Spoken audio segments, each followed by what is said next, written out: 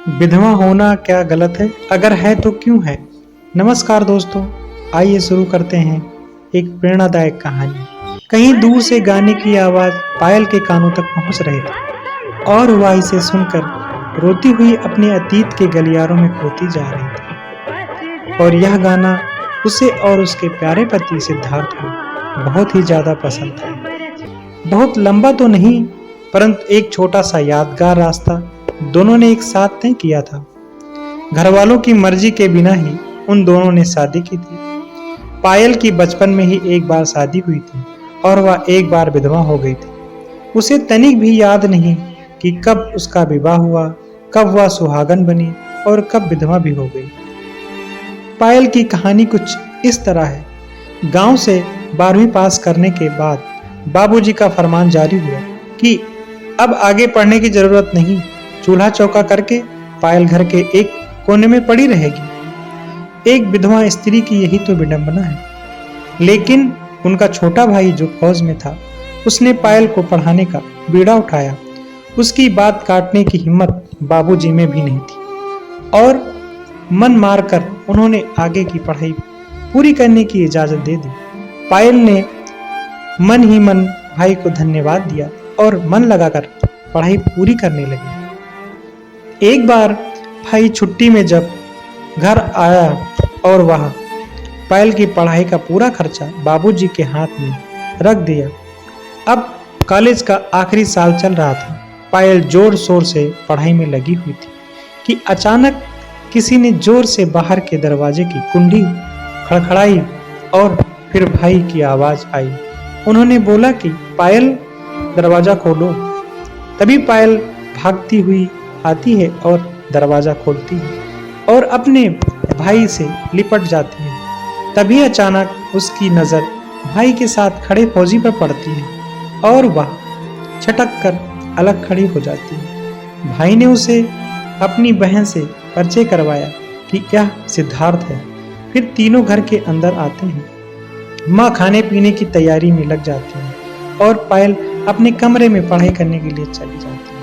लेकिन उसका मन अब पढ़ाई में तनिक भी न लग रहा था और वह बार बार उसका ध्यान सिद्धार्थ की ओर जा रहा था। दूसरे दिन परीक्षा देकर जब वह घर लौटी तो पायल की आंखें सिद्धार्थ को ढूंढ रही थी। सिद्धार्थ को भी इस बात का एहसास हो गया था कि पायल उसे छुपकर देख रही है।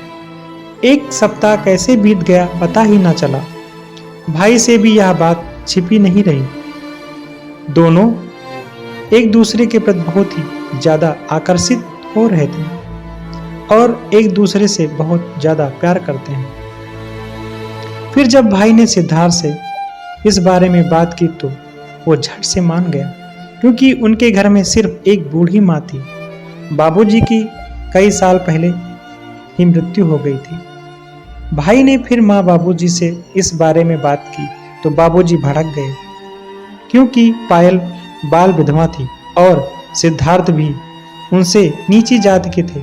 अम्मा बाबू ने अब घर में बहुत ही ज्यादा बवाल कर दिया था। वह दोनों बिल्कुल भी नहीं मान रहे थे।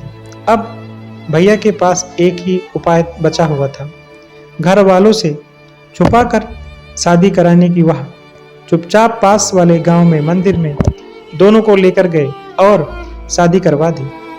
विदाई के समय भैया से लिपटकर पायल खूब रोई। माँ और बाबू के बिना पायल को शादी करना बहुत ही अजीब लगा, इसलिए अब वह सिद्धार्थ को नहीं खोना चाहती थी। उसने मन ही मन मंदिर में ही माँ और बाबू के हाथ जोड़कर उनसे क्षमा मांगी और सिद्धार्थ के साथ अपने ससुराल चली गई।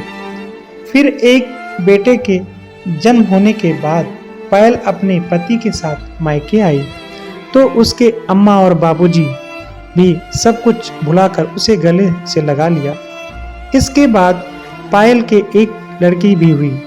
लड़की जब 1 साल की थी तो हमेशा की तरह सिद्धार्थ छुट्टी में घर आए हुए थे। अभी 3 दिन ही बीते थे कि सीमा से सूचना आई, सीमा पर जंग छिड़ गई। सभी छुट्टी पर गए सभी फौजी तत्काल अपनी ड्यूटी पर वापस लौट आए।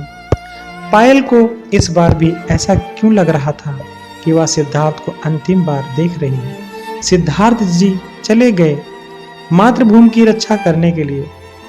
15 दिन बाद भैया आते हैं और पायल पूछती है सिद्धार्थ जी को कहाँ छोड़ आए, वह कहाँ रह गए। भैया कुछ बोल पाते, उनकी आंखें डबडबा गईं। पायल को सब समझ आ गया, परंतु वह तनिक भी न रोई, क्योंकि देश की मिट्टी की मातृभूमि पर मर मिटने वालों की पत्नियां कभी भी विधवा नहीं होती, वह सदा सुहागन रहती हैं। दोस्तों, हमें अपने देश के वीर सपूतों के परिवारजनों को उतना ही प्यार और सम्मान देना चाहिए जितना हमारे वीर जवान अपनी मातृभूमि के लिए। दोस्तों, कहानी अच्छी लगी हो तो हमारे चैनल को लाइक करें, सब्सक्राइब करें और अपने महत्वपूर्ण सुझाव भी हमें साझा करें। Thank you so much.